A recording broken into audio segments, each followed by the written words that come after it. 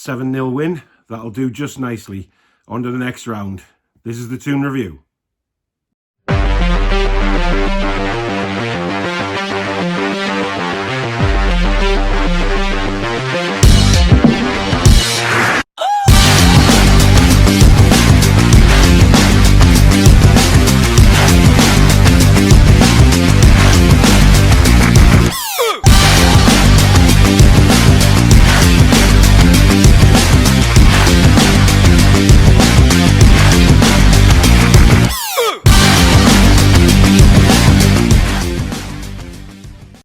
Hi everyone, I'm Paul and welcome back to the Toon Review.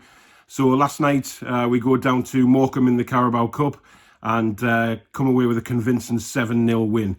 It was more like a training match, to be fair. Morecambe didn't really threaten us at all. I think Gillespie had one save to make in the whole game.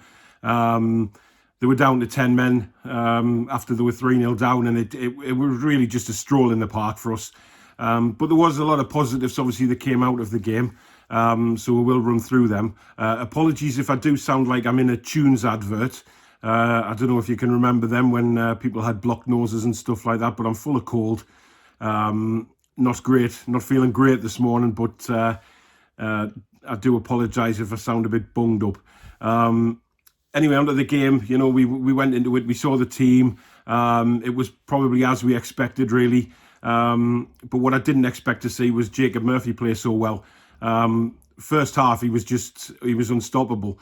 Really created the first goal, great run, knocked it back to Kraft and along the bottom for Joelinton to tap home. But then the goals really did really excel. I mean, the goal from Almiron, beautifully played through by Murphy again. Almiron staying on side, rounded the keeper, and then had the real sort of jokey side to him just to hang on to the ball a little bit longer. The defender comes onto the line and then he just roofs it into the top of the net. Brilliant goal. And then we score another one. Again, lovely football from Murphy. Cuts inside on his left foot, curls it beautifully into the corner. And then Joelinton with a brilliant bit of skill. It has to be said, you know, I know I've been very, very critical of him. But he got the ball on the left-hand side, spun round the defender, cut inside and hit a wonderful shot into the corner on his right foot. Brilliant goal. And then Hayden obviously finishes the goal scoring in the first half with a lovely shot from around 30 yards. So the goals were brilliant in the first half, I have to say. No problem there at all. You know, we just breezed through it. Second half, we clearly took our foot off the gas. There was no doubt about that. You know, obviously Lascelles scoring to make it 6-0, and then Richie's little flick, how that went, and I do not know, to make it 7 in injury time. So all in all, a complete performance, and that's what we should really be doing to these lower league teams. You know, when we've gone in to cup games in the past, we've struggled to get going and things like that, but we just brushed them aside last night. It was great to see. But a couple of things, obviously, that I want to discuss outside of that is obviously Joelinton's performance, 2 goals. Now, a lot of people came on social media last night saying, you know, that'll give him the world of confidence. He'll do really well. Fair enough. But we also said that when he scored against Rochdale last season, when he scored against Sheffield United, so, you know, he scored, that'll give him a lot of confidence. And look what happened. My issue with Joelinton is that he can't do it in the Premier League. He just can't. He's for me, he's not a Premier League player. Probably his game is suited for somewhere like Germany, France, wherever that may be. But certainly the Premier League is just too quick for him. And another thing that I noticed last night was when Miggy had the ball and he gets his head up and he's looking for a forward to make a run so he can just play him through. Joelinton was coming out towards Miggy as if to play a short ball. That's not what he should be doing. Joelinton should be spinning off the defenders and making runs so Miggy can pick him out. You know, Almiron's work rate last night was tremendous, and he looked really lively. And I think he'd be very unfortunate if he's not in the starting lineup on Sunday against Tottenham. We really need him in that number 10 role. That's where he seems to thrive. That's where he wants to play. It's clear to see. And for me, he's got to start on Sunday because Wilson is that kind of striker that will make them runs for him, that will actually spin off the defenders. Almiron can just play him through, but I think he'll also combine well with Wilson. Wilson's little touches could play Almiron in, and vice versa. So for me, those two have got to get an understanding going, and Tottenham is probably the first game that I would like to see that happen. Andy Carroll, for me, I've just tweeted out this morning, I think the guy's done. I've been a big fan of Andy in the past, but he came on in the second half yesterday and he missed an absolute sitter of a header, let's be fair. But when he comes on, tactics kind of go out the window. We start lumping it forward, looking for his flick-ons and things like that, and Joelinton's not quick enough to get onto the end of them anyway.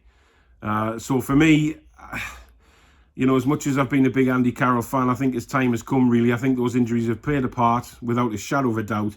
But, he's just not the player he was. Yes, he's a physical player up front, and we need that physicality sometimes, but, we want goals, and Andy's not providing them at all at the moment, and he hasn't scored since he came back. So, yeah, unfortunately for me, I can't see Andy working out anymore. One plus point is obviously Gillespie in goal. Now, for me, I'd rather have him than Darlow.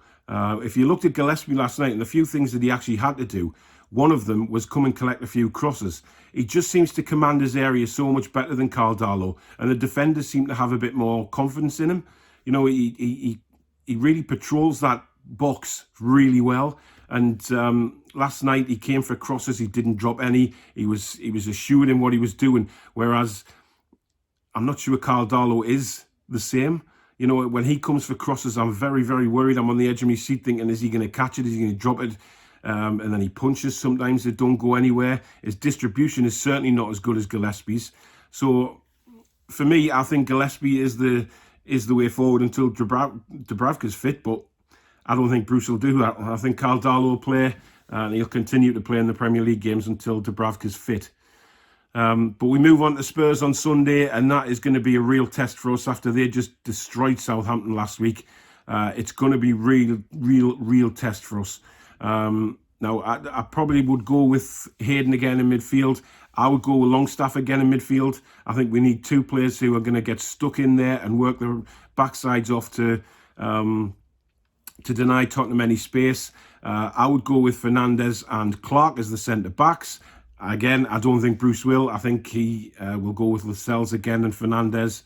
Obviously, Manquillo right back, Lewis left back. I would play Fraser on the left. I was really... His work rate last night was brilliant when he came on as well in that second half, and it certainly wouldn't have done his fitness any harm at all. I would actually go with Murphy on the right. I know that's going to cause a lot of opinions, but to be fair, ASM's not going to be fit, so I'd give Murphy a start, and I'd play Miggy in the number 10 role, and I would put obviously Wilson up front. That would be my starting 11. Do put in the comments below what you think Steve Bruce will go with on Sunday. I just hope he doesn't go all negative, sit behind the ball for 90 minutes and just hope that we only concede a few goals, because we've got the players who can go at them. We saw last season we can give it a go against Tottenham. They are susceptible to a few little rickets here and there, so I think we could do a job against them. But again, it all depends on what Steve Bruce is going to do, and for me that's always a worry. But do leave a comment below what you think of last night and what you think of the Tottenham game on Sunday. Who should he play, who shouldn't he play, and we'll have a discussion down there. Do join me on Twitter as well. Thank you very much to all the new followers on there. That account's really taken off, and also the new subscribers on here. If you're new to the channel, do hit the subscribe button, hit the like button. It means the world to me to build this channel up, so thank you very much to all the new subscribers as well.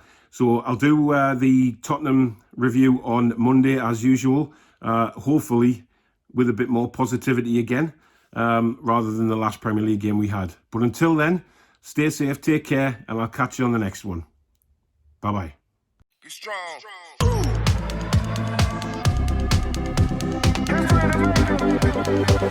strong.